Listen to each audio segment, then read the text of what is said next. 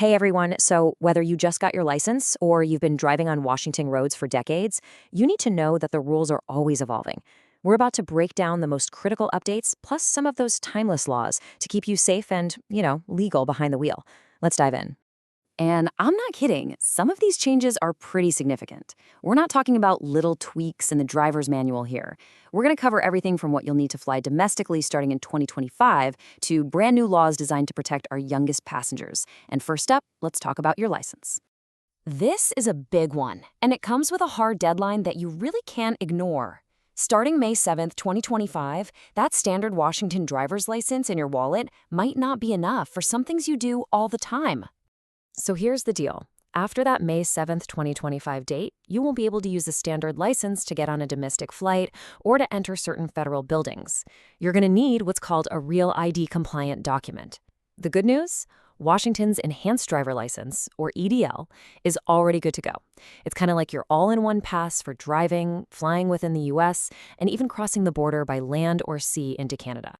Okay, so from getting your own ID squared away, let's shift gears to another really crucial safety update.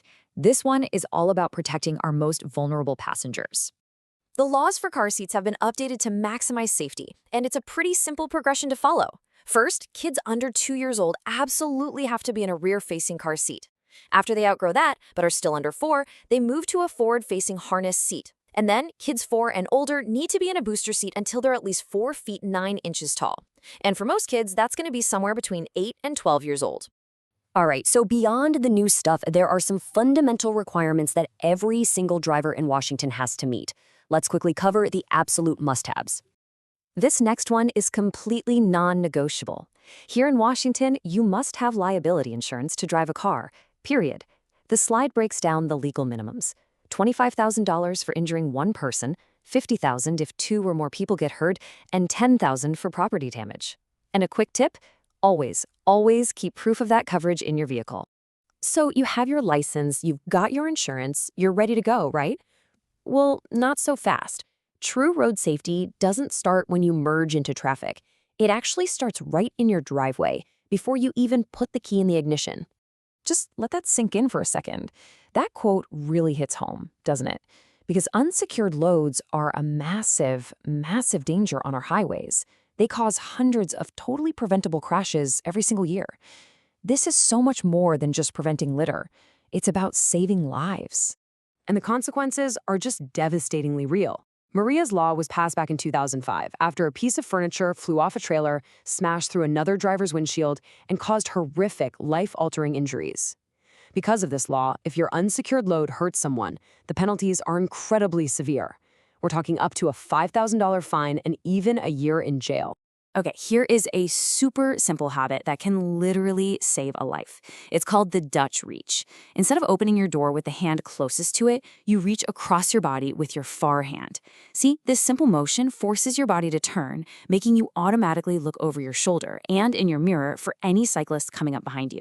It's such a small change, but it makes a huge difference.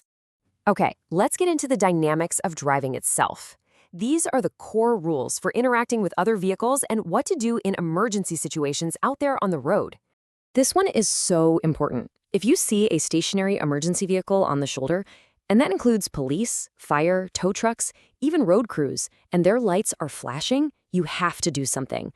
The law says you must move over one lane, if you can do it safely.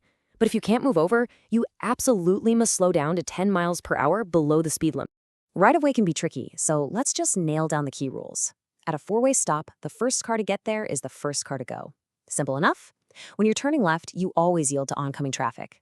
But here is the most critical one for Washington. You must yield to pedestrians in a crosswalk. And get this, in this state, every single intersection is a legal crosswalk, whether it has painted lines or not. Being able to recognize road signs has to be instantaneous. You've got to know that this means a winding road is coming up, that this one is warning you that traffic is about to enter your lane, so get ready to make some space. This sign tells you the road ahead gets slick when it's wet, which is your cue to ease off the gas. And this super bright sign means you're coming up on a school zone and you need to be extra careful. It's all about reading the road in a split second. So we've covered the rules of the road, but now we have to talk about the biggest danger inside the car, and that is distraction. Take a look at this data. It's pretty sobering.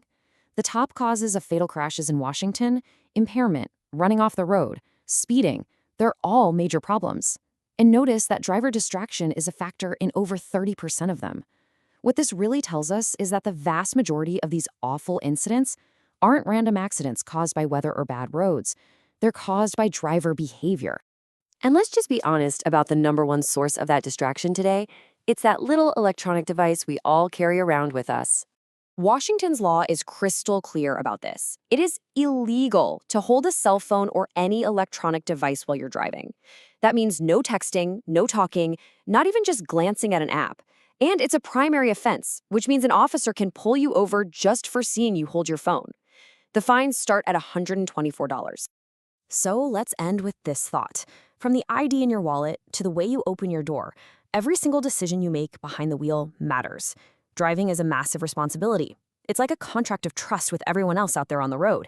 The question is, are we all holding up our end of the deal?